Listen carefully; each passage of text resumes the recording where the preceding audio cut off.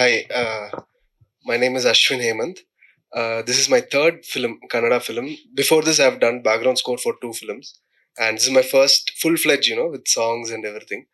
First, I have to thank Raghu sir because he was very open. You know, me not knowing the language, he was very open to teach me everything. Uh, from the lyrics, thanks to Pramod Marvanti sir. Um, we had to go through a lot of discussion because they first shot the film and then we cut the songs. We did the song based on the visuals actually. So a film shot in Goa, so we had to go like that culture and everything. And thanks to producer sir for giving me such a beautiful opportunity and such a daring move, in debut film. Acting as pregnant is such a daring move because, as he said, many people would like to commercially introduce themselves into the audience, like having six pack or beating up gundas and all that. But this is such a daring move, and I have to really appreciate him for that. I thank the editor, the entire technician crew of this team, and this is such a great example. Every movie is a baby for us, so this baby is releasing on 21st. I hope you all watch the film and just openly give your reviews on it, and let us know how our work is. Thank you. ಎಲ್ರಿಗೂ ನಮಸ್ಕಾರ. ನಿಮಗೊಂದು ಸಿಹಿ ಸುದ್ದಿ.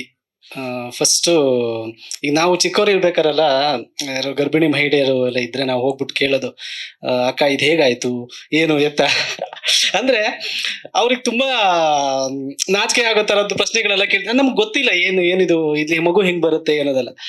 So ಇವತ್ ನಮ್ ಪರಿಸ್ಥಿತಿ ಹಂಗೆ ಆಗಿದೆ. ಸೊ ಇದೇನು ಎತ್ತ ಅನ್ನೋ ತರ. ನಾನು ಫಸ್ಟ್ ಆಫೀಸಿಗೆ ಕರೆದಿದ್ರು ಅವರು, ಈ ತರ ಹಾಡು ಬರೀಬೇಕು ಎರಡು ಅಂತ ಹೇಳಿದಾಗ ಆಫೀಸಿಗೆ ಹೋಗಿದ್ದು. ಆಫೀಸ್ ಹೋಗಿ ಪೋಸ್ಟರ್ ನೋಡಿದಾಗ್ಲೇ ಶಾಕ್ ಆಗ್ಬಿಟ್ಟೆ, ಇದೇನು ಈ ತರ. ಬಟ್ ನಾನು ಏನು ಕೇಳಿಲ್ಲ ಅವ್ರಿಗೆ ಏನು ಎತ್ತ ಅಂತ. ನನಗೊಂದು ಏನಂದ್ರೆ, ಏನೋ ಬರ್ತಾ ಇದೆ ನೋಡೋಣ, ಇದು ಸಿನಿಮಾದಲ್ಲೇ ನೋಡೋಣ, ಅಲ್ಲಿ ಕೇಳಿದ್ರೆ ಮಜಾ ಹೋಗುತ್ತೆ. ನಮ್ಗೆ ಯೂಶುವಲಿ ಏನಾಗುತ್ತೆ ಅಂದ್ರೆ, ಮ್ಯಾಕ್ಸಿಮಮ್ ಸಿನಿಮಾಗಳಲ್ಲಿ ಕತೆ ಹೇಳ್ಬಿಡ್ತಾರೆ.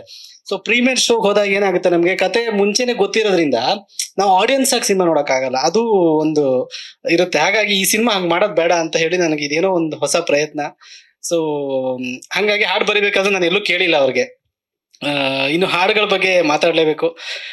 ನನ್ನ ಕೆರಿಯರ್ ಅಲ್ಲಿ ನನಗೆ ತುಂಬಾ ಇಷ್ಟ ಆದಂತ ಹಾಡುಗಳು ಮಾಯಗಾರ ಆಗಿರ್ಬಹುದು, ಮಗುವೆ ಆಗಿರ್ಬಹುದು. ನಾನು ತುಂಬಾ ಕೇಳ್ತಾ ಇದ್ದೆ, ಸರ್ ಯಾವಾಗ ರಿಲೀಸ್ ಮಾಡ್ತೀರಾ ಅಂತ.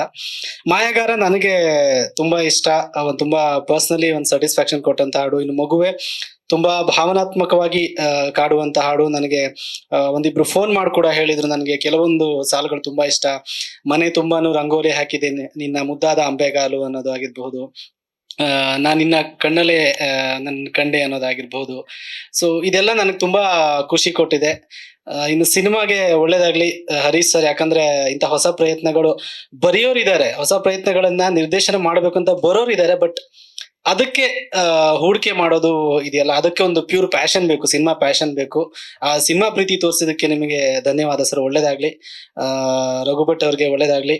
ಸೊ ನಿಮಗೊಂದು ಸಿಹಿ ಸುದ್ದಿ, ನಾನು ಕೂತ್ಕೊಂಡು ನೋಡ್ತಾ ಇದ್ದೆ, ಸಿನಿಮಾಗೊಂದು ಸಿಹಿ ಸುದ್ದಿಯಲ್ಲೇ ಸಿನಿಮಾ ಇದೆ, ಸಿಹಿ ಸಿನಿಮಾ. ಸೊ ಇದೊಂದು ಒಳ್ಳೆ ಸಿಹಿ ಸಿನಿಮಾ ಆಗ್ಲಿ ಕನ್ನಡ ಇಂಡಸ್ಟ್ರಿಗೆ, ನಿಮ್ಗೆ ಎಲ್ರಿಗೂ ನಮ್ಮ ತಂಡಕ್ಕೆ ಸಿಹಿ ಸಿನಿಮಾ ಆಗ್ಲಿ ಅಂತ ಹೇಳೋದಕ್ಕೆ ಇಷ್ಟಪಡ್ತೀನಿ. ಹಾಗೆ ಅಶ್ವಿನ್ ಬ್ರದರ್, ಅದ್ಭುತವಾದ ಕಂಪೋಸಿಷನ್ಗಳು. ಅದು ಬರಿಬೇಕಾದ್ರೆ ನಾವು ಮಾತಾಡ್ತಾ ಇದ್ವಿ, ಸರ್ ಲಿರಿಕ್ಸ್ ತುಂಬಾ ಚೆನ್ನಾಗಿದೆ ಅಂತ ಹೇಳಿದ್ರು. ಇಲ್ಲ ಸರ್, ನನಗೆ ಯಾವಾಗ್ಲೂ ಟ್ಯೂನ್ ಇನ್ಸ್ಪೈರ್ ಮಾಡೋದು, ಟ್ಯೂನ್ ಚೆನ್ನಾಗಿದ್ರೆ ಅದಕ್ಕೆ ಲಿರಿಕ್ಸ್ ಬಂದೇ ಬರುತ್ತೆ ಸರ್ ಅಂತ ಹೇಳಿದೆ. ಸೊ ಥ್ಯಾಂಕ್ ಯು ಅಶ್ವಿನ್ ಅವರೇ. ಸಂಪೂರ್ಣ ತಂಡಕ್ಕೆ ಧನ್ಯವಾದ, ಎಲ್ಲ ಬಂದಿರುವಂತ ಮಾಧ್ಯಮ ಮಿತ್ರರಿಗೆ ಧನ್ಯವಾದ.